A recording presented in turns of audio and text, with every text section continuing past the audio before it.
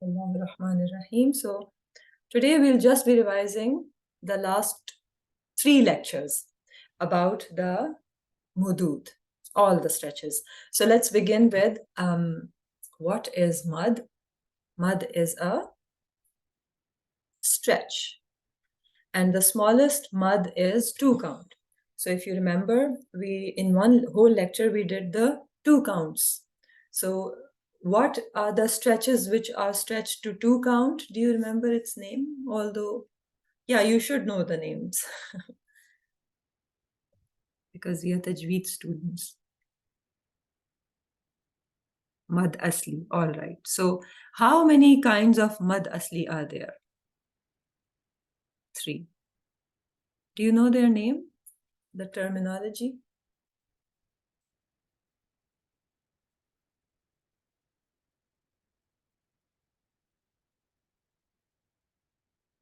I'll give you a hint. It's Alif, Maddiya,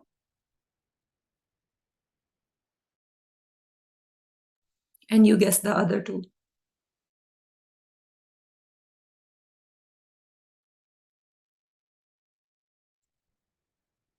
Ya Maddiya and Waw Maddiya. Yes, good.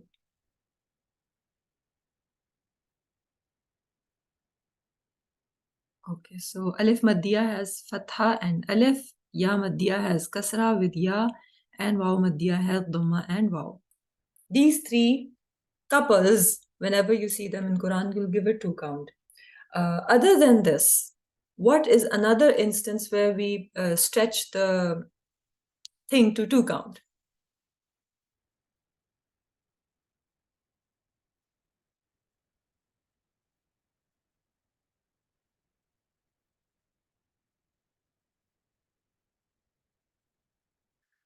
Madsila Sugra, okay.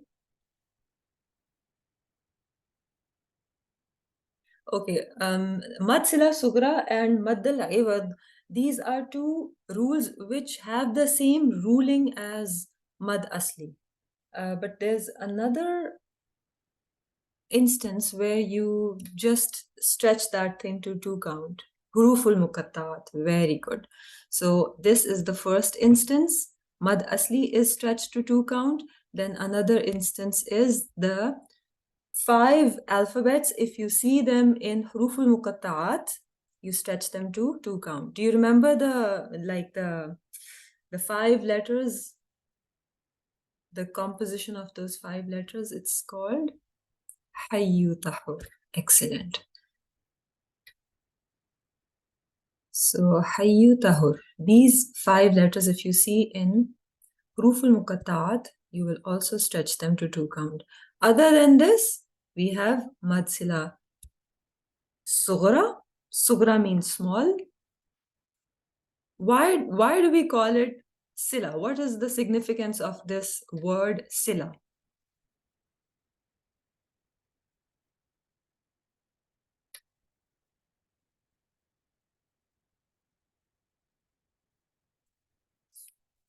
Can you guess? Why is Madsila Sughra called Sila?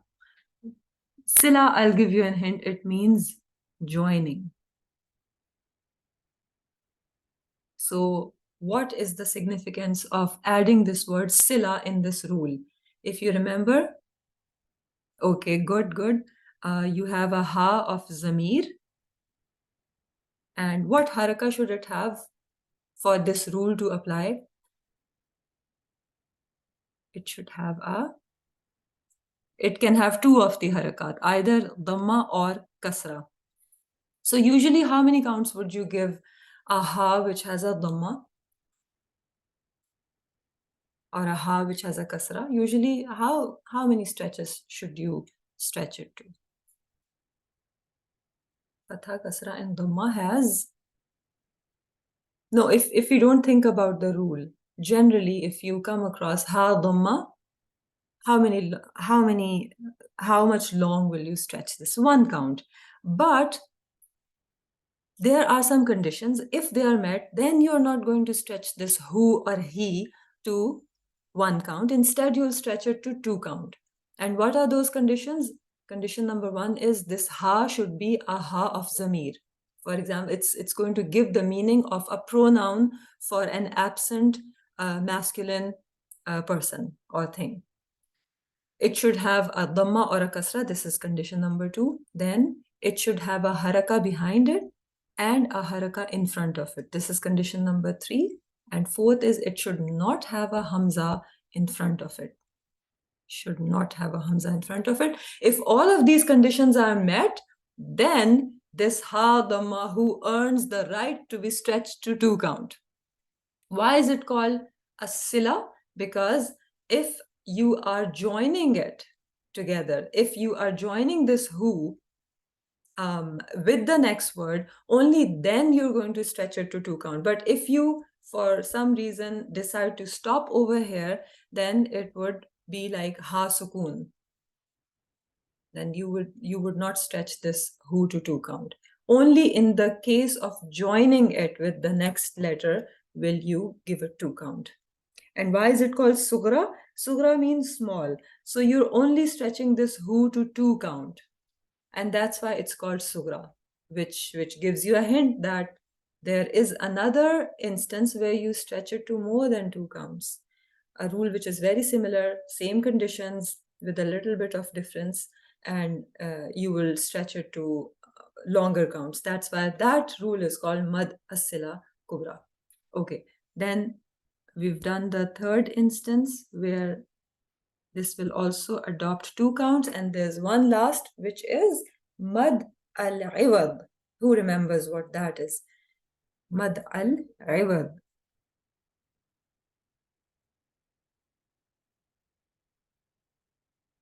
At the end of sentence. Very good.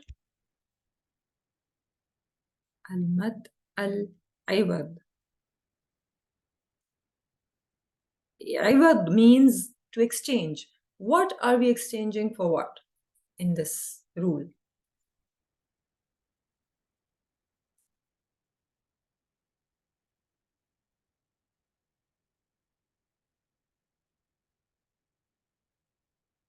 Very good. So if a word is ending at tanween and we want to stop at this word, instead of saying, for example, the word was nabatan, how would you stop it?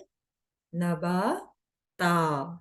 So tan would become ta. Whenever you stop at fathatain, and this is only true for fathatain, not kasratain and not dhammatain. By the way, how do you stop if the ending is on kasratain or dhammatain? Then how do you stop?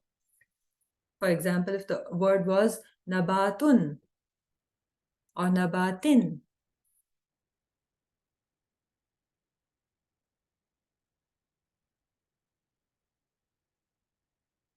nabatun with sukun. Very good. So we would say nabat, or even if it was nabatin, we would do the same nabat. But only for nabatan, we make it nabata. Okay, so these are the 4 instances where you stretch these things to 2 counts.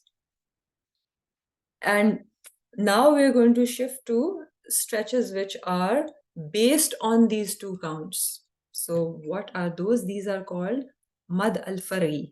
Fari means branches. And they all depend on mad asli. So you will have to inherently find mad asli first, and then something would be happening after mad asli, which would change the mad asli 2 count to a longer count. So mad al-fari is further divided into al-mad al-fari. The branches of mad asli are further divided into whether Hamza is coming, Hamza uncle is coming right next to the mad asli, or whether sukoon is coming. Okay, so let's talk about Hamza uncle first. So there are basically 3 rules in this category. So if we have a bestie couple or mad asli, for example, we have fatha alif, kasra ya, or dhamma waw. So usually they were supposed to be stretched to only 2 count, 2, 2, 2. But if Hamza comes right after it, then this 2 count will be changed to okay, let me give you an instance. If Hamza comes next to it, but it is part of a different word, then the rule is called al-mad al-jaiz munfasil. Yes. And how did we remember it? That if Hamza uncle is coming and staying in your city, but in a different building, in a different hotel, which is a bit farther away from you. So you don't have to, you will have to make an extra effort. You will not be like you are in your house all the time. Like you're always 2 count. You've always been 2 count with your husband, enjoying, relaxing. But Hamza uncle is in the town. So you would make extra effort just in case Hamza uncle gives a uh, abrupt call and says, I'm just dropping by to see how you are. So we will increase it to 4-5 count. But because he is, still living separately, so you also have an option of just staying like you are. So these are the 3 options for al-mad al-jaiz munfasil, 2, 4, or 5 count. What if this bestie couple or mad asli and Hamza, they're living in the same word. They come in the same word. Then what happens? How many counts? Then this rule is called al-mad al-wajib muttasil. Wajib muttasil. And okay, you have an option to stretch it to 4 or 5 count, just like the previous one. But because Hamza uncle is living in your house, you don't have the option of going 2 count or relaxing. So you will have to make extra effort and sometimes also make it 6 count. But for the uniformity of our class, we have chosen 4 count. Okay, so for practical reasons, you just have to remember if Hamza follows Mad Asli, you're just going to now stretch the Mad Asli to 4 count. Tell me, if we stretch the Mad Asli to 4 count, does this also have an effect on the Hamza itself, or does Hamza stay as he is?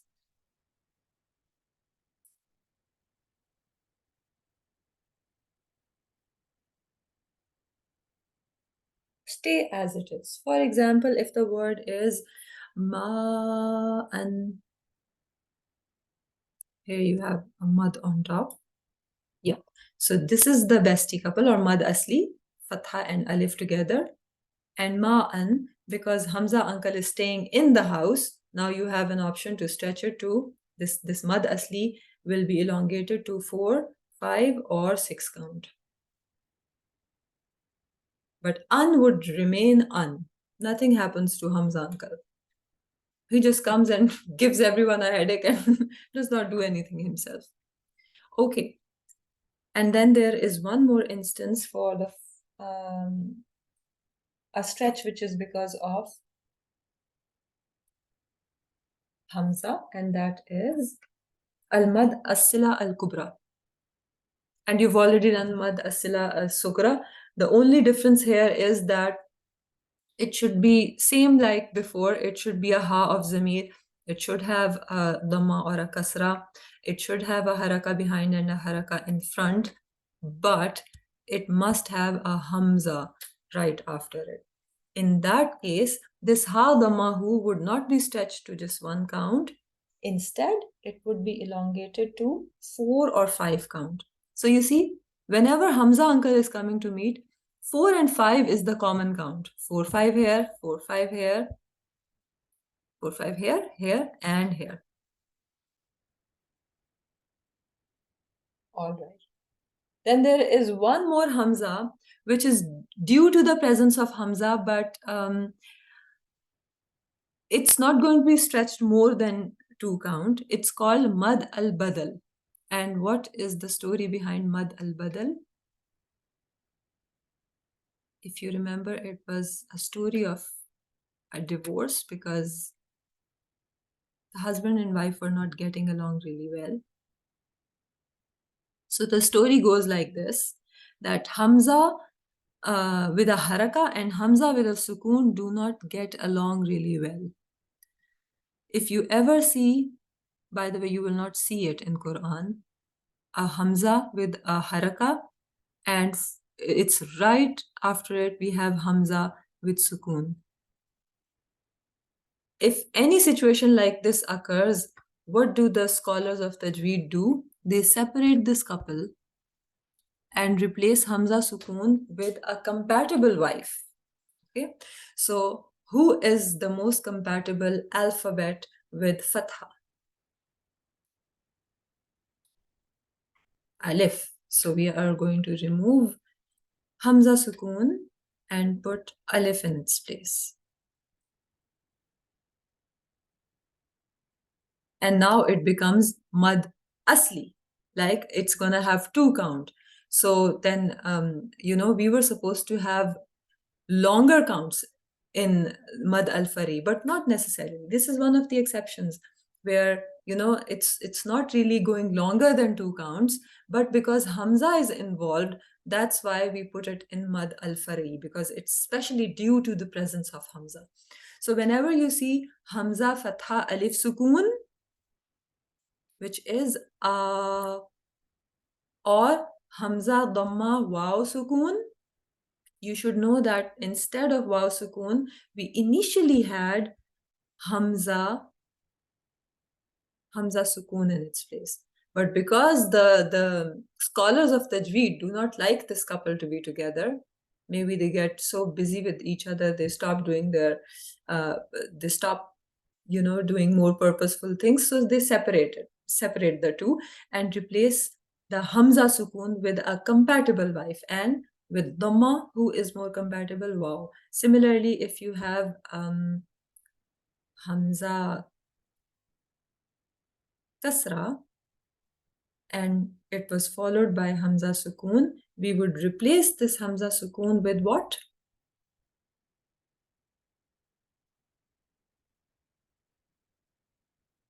Yeah, and it would become E. So whenever in Quran you come across these 3 sounds, A, U, E, for example, the name Adam alayhi salam, Adam, A. So initially it was actually Adam. And it's difficult to, say Adama when you can easily say Adam. So it's sometimes the rules of Tajweed are also for the ease of pronunciation. Similarly, there's another word, Iman. Iman is such a common word, right? But it was not initially E. It was initially Iman. Iman. But it was difficult to pronounce. So we changed the I to E. And this is called Mad al-Badal. Okay, so we're done with all the Mad al-Fari, which are because of Hamza. Now let's move to the Mudood, which are based on Mad Asli, but right after Mad Asli, Sukoon is coming. Now that is further divided into 2. Wait, let me clear the space.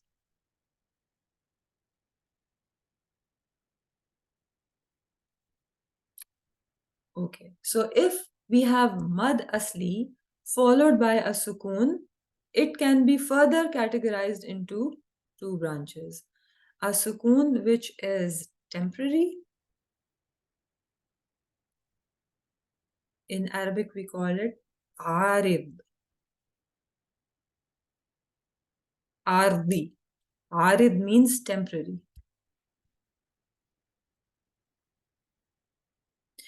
Or permanent. Permanent, the word would be lazim. Lazim, you can, lazim means definitely. The word lazim means definitely. So you will definitely find a sukoon there. Whether you can see it with your own eyes or not, definitely, but it would definitely be there. Okay, so if the sukoon is arid, for example, we have a word kafirun, kafiruna, and the ayah finishes here. So how would you stop at Noon Fatha? Because you're stopping here, how would you end at this word?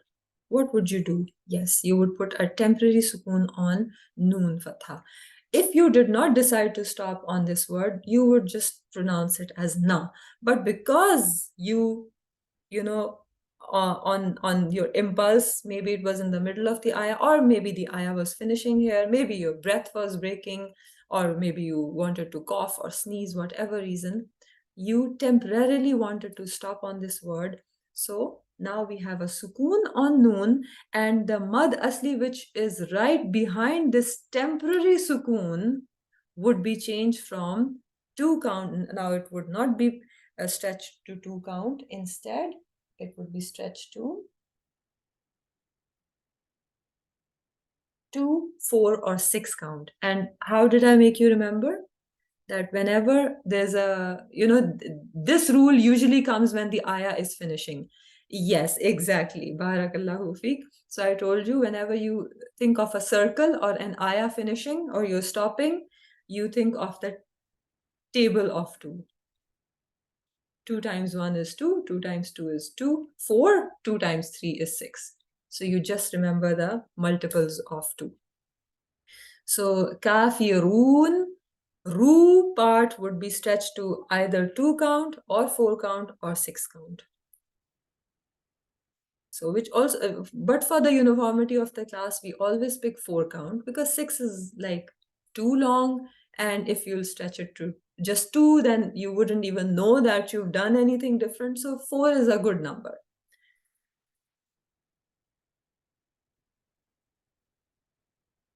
And similarly, if you have, in this situation, you have a mad asli right behind this temporary sukoon.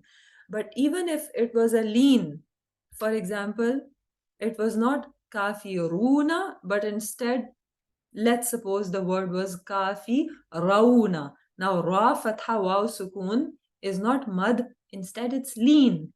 Lean means when you combine the fatha with its non-favorite vowels. Like the best couple for fatha is alif. But here we don't have alif, we have either fatha with fatha with waw, or you have fatha with ya. So how does the sound become? Ow, ai. And they look like very soft sounds. Ow, ai. And lean means softness. That's why these two sounds are called lean sounds. So anyways, if we have the lean rule right behind the temporary sukoon, you would also stretch this lean to 2, 4, or 6. Anyways, whenever the ayah is finishing, you write the multiples of 2, 2, 4, 6. Okay, this was about a temporary sukoon. Then let's go to the lazim sukoon. Lazim sukoon is when, it's not by your choice that you're putting the sukoon, but the sukoon is actually really their integral part of the word. And what example can we give for that? So this time the sukoon is a definite sukoon. You will see it there, and it has further 2 branches. The lazim sukoon will either be, let me make some space.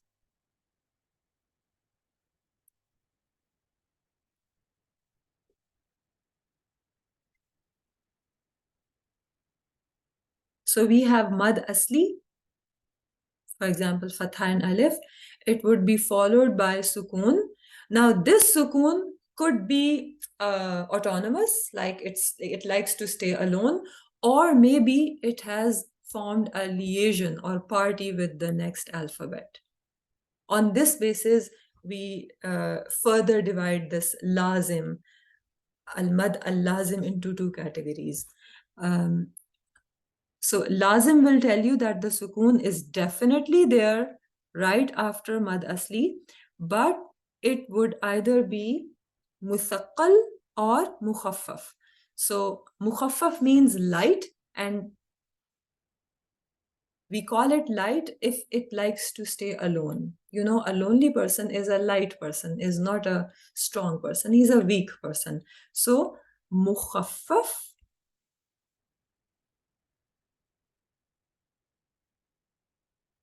mukhaffaf means light. And in this instance, this sukoon which follows the mad asli has not formed a party with its neighbor. And the next is muthaqqal. Muthaqqal. Thaqil is an Arabic word. It's also used in Urdu, and it means heavy. So how can this sukoon be heavy when it combines with the next letter? And for example, let's talk about al-mad. Al-mad al-lazim.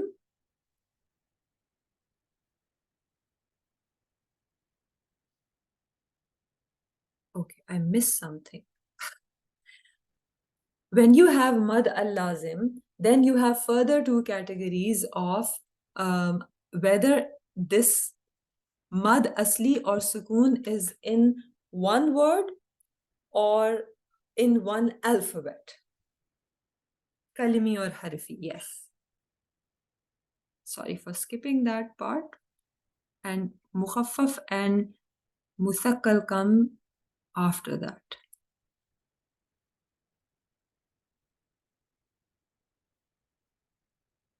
So you have harfi and kalimi. Let's talk about kalimi first.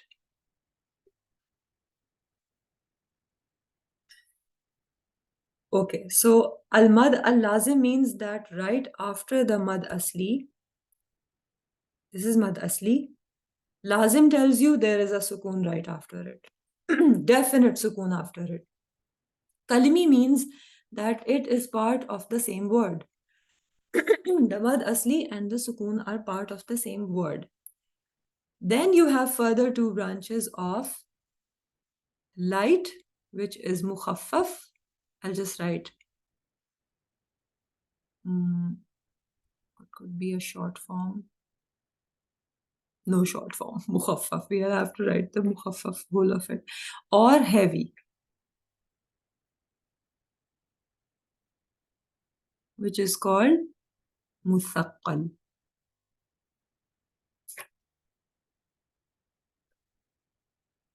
So the mad asli and sukoon are part of the same kalima. Now, if this sukoon is all alone, not making a party with the next letter, then it's mukhaffaf. And if it is forming a party with the next letter, it's called muthakkal. I'll just give you an example of mukhaffaf and muthakkal, and you'll understand. So there's a word called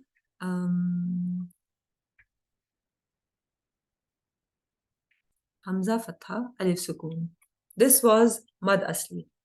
Then we had Lam Sukoon. So this is a sukoon which we can see from our eyes. So it comes under the category of Al-Mad Al-Lazim. Now this is a complete, these two entities are part of the same kalima. So it comes under Al-Kalimi. And this Lam Sukoon is not making a party with the next letter. I'll complete the word and you'll know. Al, A, Na. So as you can see, Lam Sukoon is not combining with Hamza Fatha Alif Sukoon. They are separate. So this word Al-An is an example of al-mad al-lazim al-kalimi mukhaffaf. But I'll give you another example where this sukoon word is joining with the next letter. For example,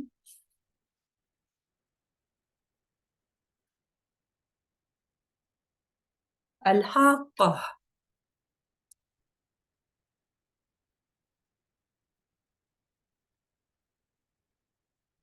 So ha fatha alif sukoon is the mad asli. Then we had qaf sukun. So mad asli and qaf sukun are part of the same kalima. Then we had another qaf fatha and ha. In fact, ta dhammatain tun. Haqatun. So this qaf sukun joined with this qaf fatha, because this is the rule of tajweed. We have the same letters coming side by side. One is with sukun and one is with haraka. We join them together. And the word has a shadda on top now. Al-ha-qah.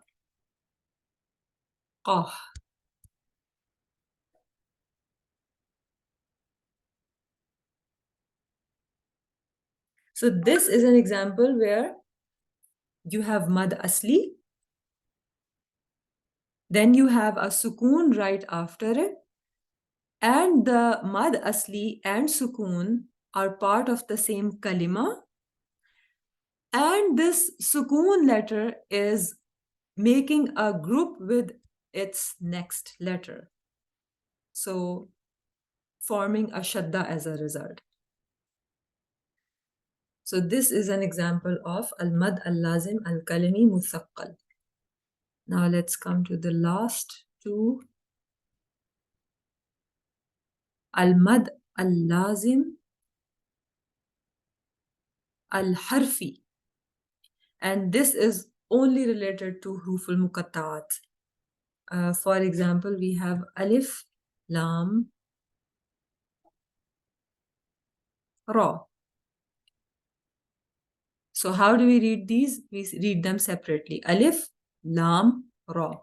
So I'm calling this lam, although you can write it as a word, but in fact, it's a harf. It's an alphabet. So lam is so interesting. It's a word and an alphabet at the same time. I find this very fascinating, that something can be one thing and the other at the same time. Very interesting.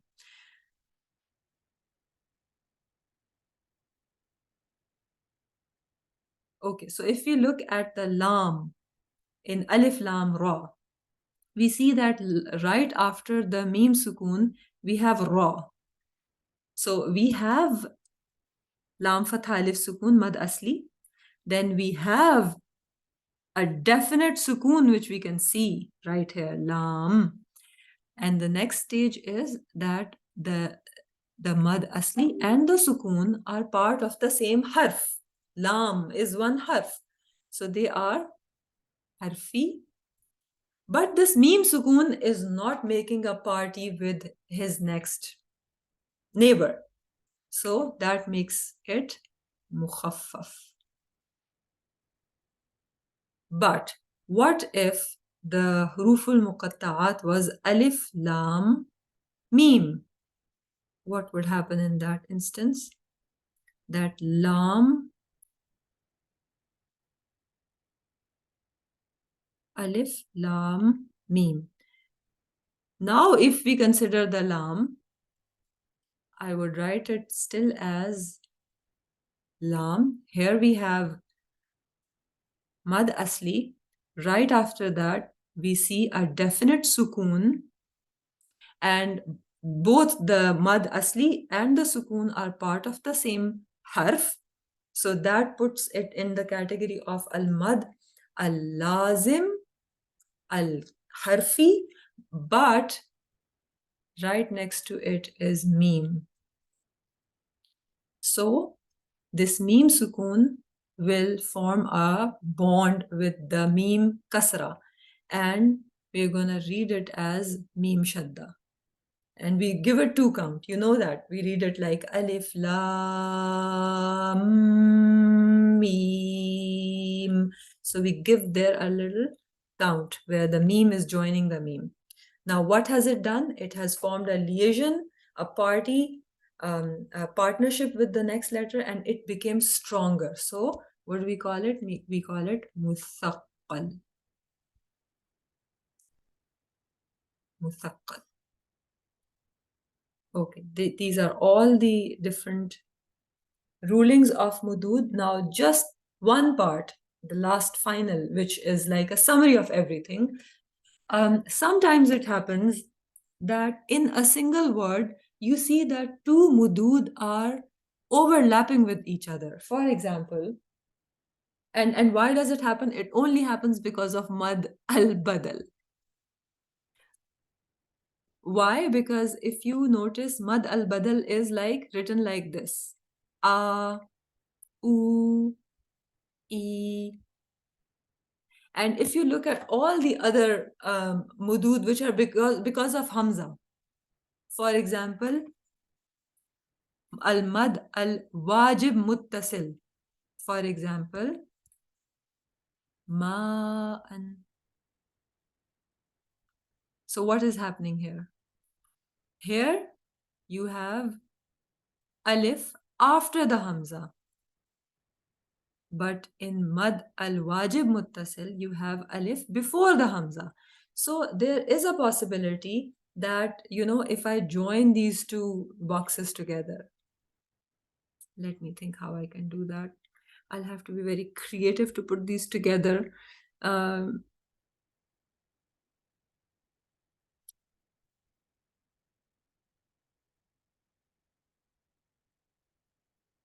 okay, I'll just give you the example which is in the book. Why be creative when we have the example right here?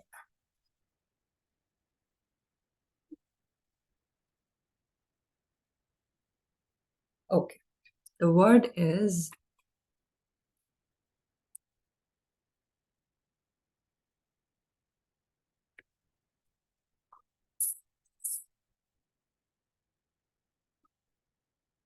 bura.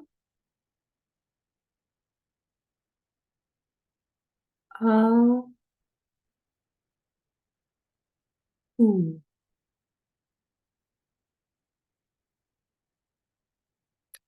Okay, let's see what's happening here. Where do you think is mad asli over here?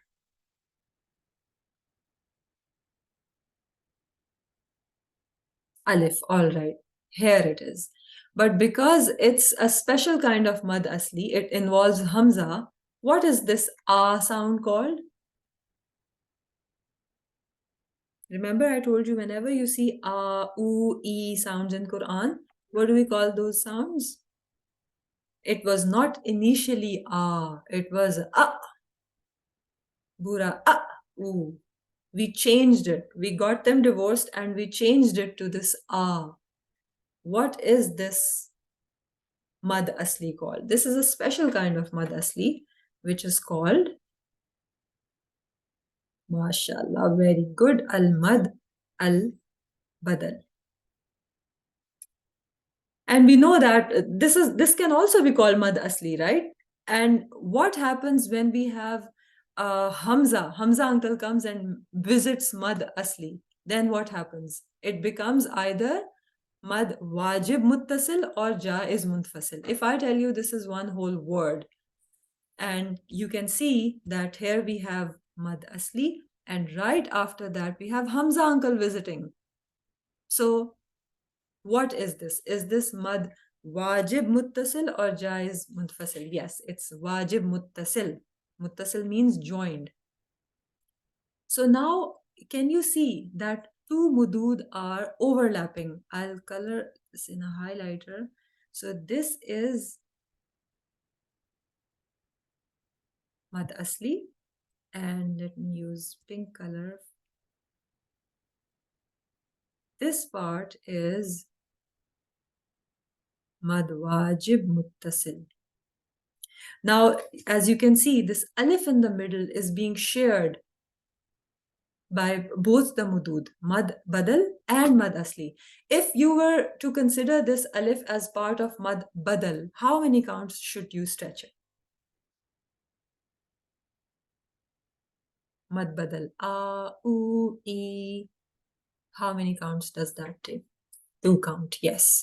But if you consider this alif to be part of mad wajib muttasil, then how many counts should you stretch it to? Yes, now there's a dilemma. You don't know which count should you consider? Because that will be unfair. On what basis are you going to decide whether you should stretch it to 2 count or 4, 5, or 6 count? So what do you think we should do? What do you think?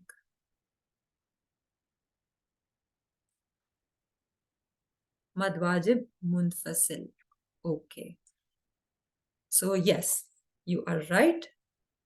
Because if we if we decide to stretch it to 2 count, sorry, I wrote it wrong. It's 4, 5, or 6. So if I decide to do 2 count, then I'm totally eliminating the mad wajib muttasil. But if I go with the longer count, then both can be expressed. So the rule is, the general rule is that, and when two mudood overlap, it's 100% of the times a mad which is overlapping with mad al-badal, because badal is the only one where the order of alif and hamza is reversed. So that is the only instance where it's going to share an alif with a neighboring mad, if that makes sense.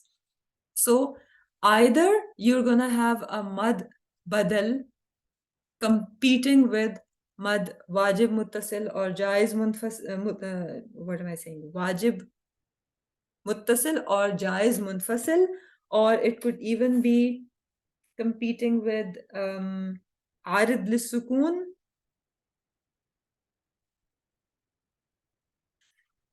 And there's one more instance. Mad al-lazim. In any situation, you are always going to override the mad al-badal because it's the smallest. Okay, so you can ignore the small count and always pronounce that mad with the longer ones. All the mudud which are competing with al-mad al-badal are going to be longer than al-mad al-badal. So don't get confused. Should I give this a ruling of mad al-badal or the other one? Always go with the other one. Okay, let me give you an example and you tell me which mad is competing with mad al-badal in this word.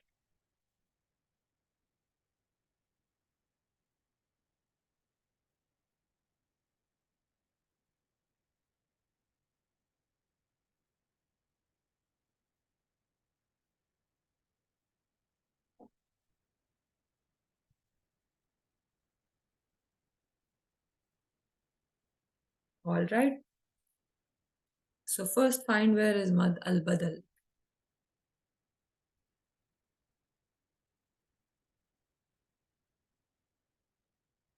Okay, the alif. This is where mad al-badal is.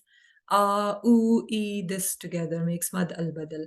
Now, which mad is it competing with? This alif is being, there's a tug of war.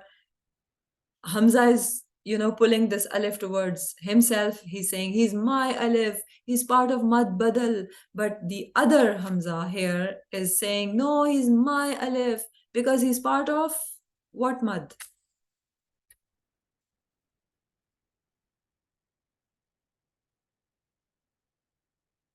Just to give you a hint, these two are two different words.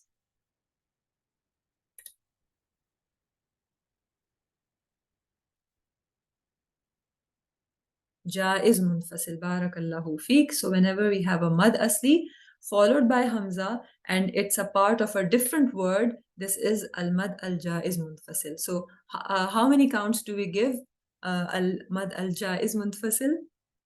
Yeah, it's not even about confusion, because when I told you it's a separate word, then the ruling name. But yes, if you don't know the meaning of the word, obviously you wouldn't know if it's jaiz munfasil or wajib muttasil. Yes, so it will be 2, 4, or 5 count. Now you have a confusion between, should I give it 2 count because of mad al badal or 4, 5? 2, 4, or 5 count. So what will you choose? You'll always choose the bigger one, yes. And we always take 4 count. Good. Let me give you one more last. This is the last question for you.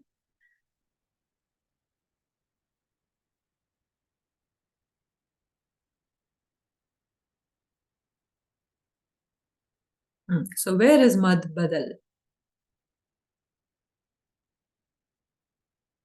Alif. Okay, so this Hamza is saying this alif belongs to me, so stretch it to 2 count. I should be read only 2 count. What is the other mad which is competing with mad al badal?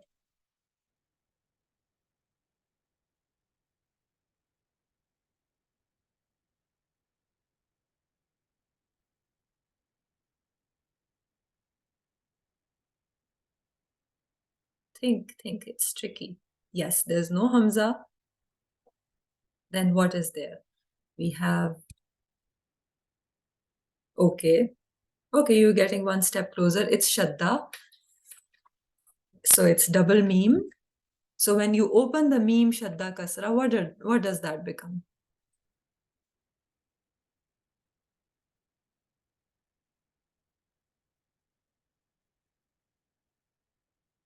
Mad Kalimi.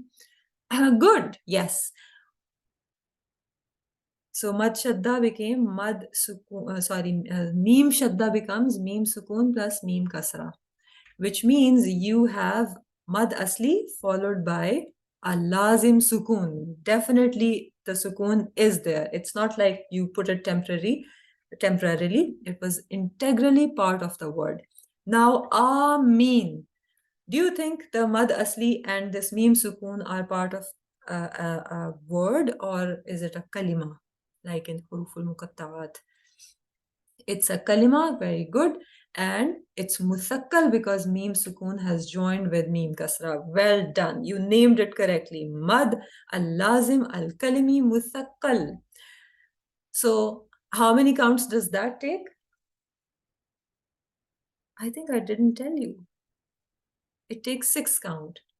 All mad lazims are, the name is so scary. Al mad al lazim, kalimi, muthakkal or mukhaffaf or whatever. I found this the most scary names, the longest. and that's how I have associated that the counts are also the scariest. 6 count, the biggest count. So, are you gonna say Ameen or Ameen? First or the second? The long one, yes. And that's why when we're listening to the recitation behind the Imam and we finish Surah Al-Fatiha, that's where he makes a really long Ameen. But sometimes when they don't have time, they even say Ameen, or we say Ameen all the time, Ameen. But if you were putting the mad al lazim kalimi muthakkal rule every time, that will be a pretty long conversation. So we just make it short and say Ameen. We just give it mad. Maybe it's the informal kind of thing, because you're not reading Quran when when someone makes a dua and you say Ameen. So you're not really reciting Quran. But if this word comes in Quran, then you would stretch it to 6 count. Otherwise, obviously, you can just say 2 count, like Ameen. So when the Imam is reciting Surah Al-Fatiha and he finishes Al-Wala-Dallin, then he makes a really long Ameen. And sometimes even small, because that's not really part of Surah Al-Fatiha, right? All right, we'll wind up here. Thank you so much for joining me. Jazakallahu khair. And I'll see you next week. Assalamu alaikum wa rahmatullahi wa barakatuhu. Subhanakallahumma wa bihamdik. نشهد أن لا إله إلا أنت نستغفرك ونتوب إليك